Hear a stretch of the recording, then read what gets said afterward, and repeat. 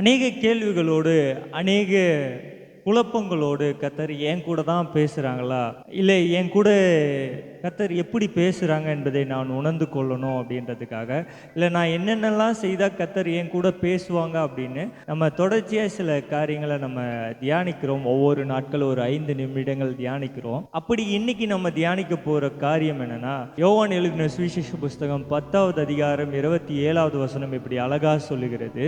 நான் அந்த வசனத்தை உங்களுக்கு வாசிக்கிறேன். என் ஆடுகள் என் சத்தத்திற்கு செவி கொடுக்கிறது, நான் அவைகளை அறிந்திருக்கிறேன், அவைகள் எனக்கு பின் செல்கிறது. இந்த வசனம் யோவான் எழுதின சுவிசேஷத்தில் நம்ம வாசிக்கலாம். இந்த வசனத்தை ஆண்டவர் ஒரு மேய்ப்பனுக்கும் ஒரு ஆட்டுக்கும் உள்ள தொடர்பை குறித்து சொல்றாங்க. வாக் இன் ஒபீடியன்ஸ் அப்படின்ற ஒரு காரியத்தோடு நான் உங்கள் மத்தியில் பேசுகிறேன். ஒரு ஆடு ஒரு மேய்ப்பனுடைய சத்தத்தை அறிந்திருக்கிறது. இது என்னுடைய ஓனர் தான் கூப்பிடுறாரு, என்னுடைய எஜமான் தான் கூப்பிடுறாரு அப்படின்றதை இந்த ஆடுகள் எஜமானுடைய சத்தத்தை தெளிவாக அறிந்திருக்கிறது. நாங்கள் கிராம பகுதியில் ஊழியம் செய்கிறதுனால எங்களுக்கு அழகா தெரியும். கிராமத்தில் நான் செய்கிற ஊழியம் செய்கிற இடங்கள்ல ஒருத்தர் ஆடு வச்சிருக்காரு. அவர்கிட்ட ஒரு 10 ஆடு இருக்கு. அவர் இந்த காடுகள்ல அந்த ஆடுகளை மேய்ச்சிட்டு போவார். போயிட்டு சாயந்தர நேரத்தில் அவர் ஒரு இடத்துல, அவர் எப்பவுமே ஒரு மரத்துக்கு கீழே என்ன பண்ணுவார், ரெஸ்ட் எடுத்துருவார். ரெஸ்ட் எடுத்ததுக்கு அப்புறமா ஒரு ஈவினிங் டைம்லையோ ரிட்டர்ன் வீட்டுக்கு வர நேரத்துலையோ இந்த ஆடுகள் எல்லாம் இவர் ஒரு சிக்னல் வச்சு கூப்பிடுவார். மற்ற யாருன்னா அந்த சிக்னல் வச்சு கூப்பிட்டா அந்த ஆடுகள் சத்தமே போடாது. ஆனால் இவர் ஒரு சிக்னல் வச்சுருக்காரு. அந்த சிக்னலோட சத்தத்தை கேட்ட உடனே அவர் ஒரு ஆட்டுக்கு ஒரு பேரை வச்சு கூப்பிடுவார். சில நேரங்களில் ஒரு சிக்னல்னாலே உங்களுக்கு புரியும்னு நினைக்கிறேன். ஒரு சிக்னல்னா பேரையோ இல்லை ஏதாவது ஒரு சத்தத்தையோ வச்சு கூப்பிட்டா உடனே அந்த ஆடுகள் அவருக்கு ரிப்ளை பண்ணும். அவர் கூப்பிடுற அந்த சத்தத்துக்கு உடனே என்ன பண்ணுன்னா ரிப்ளை பண்ணும். இதை பார்த்த உடனே எனக்கு ஆச்சரியமாக இருக்குது. இந்த ஆடுகள் தன் எஜமானுடைய சத்தத்தை தெளிவாக அறிந்திருக்கிறது. அப்போ அறிந்திருக்கிறதுனா அது அந்த ஆடு அவரோட ரெகுலராக பழகிட்டு இருக்கு. அவரோட ரெகுலராக எங்கே போனாலும் எங்கே வந்தாலும் அவரு கூட தான் இருக்குது. சின்ன வயதுலேருந்தே அவருடைய சத்தத்தை தெளிவாக என்ன பண்ணியிருக்குன்னா கேட்டிருக்கு.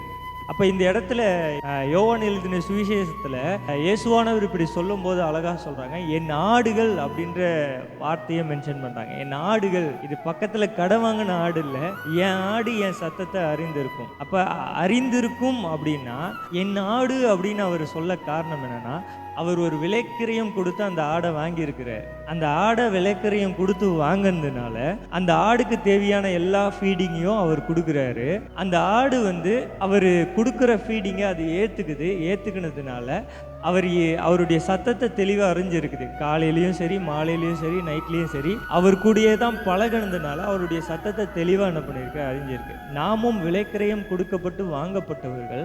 அவர் சத்தத்தை எப்படி அறிந்து கொள்ளலாம்னா, தொடர்ச்சியாக நம்முடைய தியானங்களை நீங்கள் தெளிவாக கவனித்து பார்த்தீங்கன்னா நான் ஒரு காரியத்தை சொல்லியிருப்பேன். ஜபத்தினாலும் சரி, வேத வாசிப்பினாலும் சரி, அவருடைய சத்தத்தை நம்ம தெளிவாய் அறிந்து கொள்ளலாம். இந்த வசனங்களின் மூலியமாய், கர்த்தருடைய வார்த்தைகளின் மூலியமாய் நம்ம கண்டிப்பாக அவருடைய சத்தத்தை அறிந்து கொள்ளலாம். இந்த இடத்துல நான் இன்னைக்கு காலையில் ஒரு விஷயத்தை கற்றுக்கொண்டது என்னன்னா, வாக் வித் ஒபே, கீழ்ப்படிதலில் நடவுங்கள் அப்படின்னு சொல்லப்படுது. கீழ்ப்படிதலில் நடவுங்கள்னா நான் எப்படி கீழ்ப்படியணும், என்ன காரியத்துக்கு கீழ்ப்படியணும், ஏதோ ஒரு வேண்டாத காரியங்களுக்கு நான் கீழ்ப்படியணுமா, இல்லை கர்த்தரின் சத்தத்துக்கு கீழ்ப்படியணுமா? நோவா எந்த கேள்வியும் கேட்காமல் கர்த்தருடைய வார்த்தைக்கு கீழ்ப்படிந்தவர். ஆபிரகாம் எந்த ஒரு கேள்வியும் இல்லாமல் கர்த்தருக்கு கீழ்ப்படி. இப்படி வேதத்தில் நம்ம ஒவ்வொருவராக பார்க்கலாம். இவங்கெல்லாம் கேள்வி கேட்காம ஆண்டவர் சொன்ன வார்த்தைகளுக்கு அப்படியே கீழ்ப்படிந்து நடந்தவர்களாய் வேதத்தில் நம்ம வாசிக்கலாம். அப்போ கர்த்தர் சொல்றாங்கன்னா அவர் சத்தத்தை கேட்கணும்.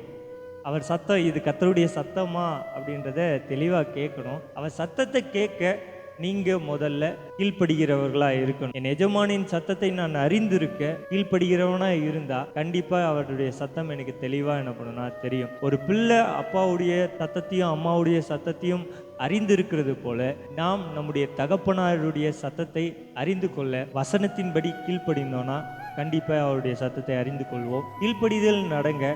கர்த்தர் இன்னைக்கான காரியங்களின் ஆசீர்வாதத்துக்குள்ளே உங்களை நடத்துவாங்க. இன்னைக்கு ஒரு வேலைகளை செய்யுங்க. கர்த்தர் உங்களை ஆசீர்வதித்து நடத்துவாங்க. God bless you.